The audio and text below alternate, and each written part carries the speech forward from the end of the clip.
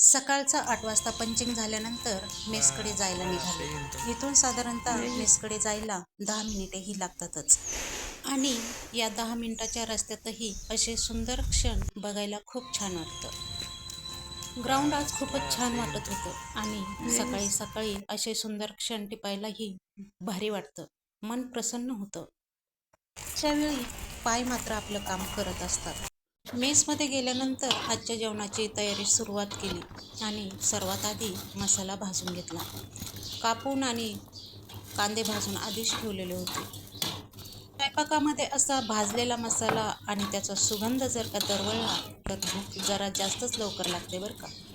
छान असा मसाला परतून घेतल्यानंतर थोडी कोथिंबीर निवडायची होती आणि मसाला तयार करून कोथिंबीर निवडायला घेतली. सकाळी सकाळी भाजीवाला येऊन ही ताजी ताजी कोथिंबीर देऊन गेला होता, त्यामुळे निवडायलाही कंटाळा आला नाही.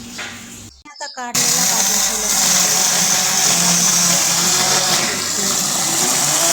इतर वेळी मसाला मिक्सरमध्ये काढतो, परंतु आजचा मसाला जरा जास्तच होता म्हणून तो ब्लेंडरमध्ये काढला. त्यानंतर चपात्यांसाठी पीठ मळायला घेतलं. पीठ मळून झाल्यानंतर आता तयारी करायची होती पाटवड्यांची. परंतु त्याआधी एक छोटीशी रिक्वेस्ट. ज्यांना काळा असा झणझणीत रस्सा आणि पाटवड्या आवडतात त्यांनी हा व्हिडिओ शेवटपर्यंत बघा आणि कमेंट बॉक्समध्ये सांगा. पाटवड्यांसाठी हिरवी मिरची, लसूण आणि जिरे एकत्र मिक्स करून वाटून घेतले आणि त्याची फोडणी करून पिठल्याप्रमाणे शिजवून घेतलं आणि त्यानंतर ताटामध्ये थापून घेतलं. थापून झाल्यानंतर थोडा वेळ गार करण्यासाठी ठेवलं आणि अशा छानशा वड्या कापून घेतल्या. आता मळून झालेलं हे पीठ छान भिजलं होतं आणि त्यामुळे लगेचच पोळ्या करायला घेतल्या.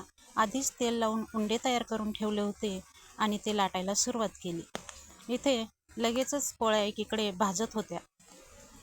पोळ्या भाजण्यासाठी ना इथे एक मुलगा आहे, खूप छान पोळ्या भाजतो. तो जर का सुट्टीवर असला तर आमच्याकडून पोळ्या जळल्याशिवाय राहत नाहीत. पोळ्या भाजल्यानंतर बनवायचा होता रस्सा आणि रश्श्यासाठी आम्ही मसाला तयार करून ठेवलेला फोडणीला टाकला. फोडणी झाल्यानंतर छान असं मिक्सिंग करून घेतलं आणि हा रस्सा तयार झाला. आता 12:30 वाजले होते आणि नियमाप्रमाणे मुली जेवायला आल्या होत्या आणि त्यांना आम्ही असे छान प्रकारे वाढून देत होतो.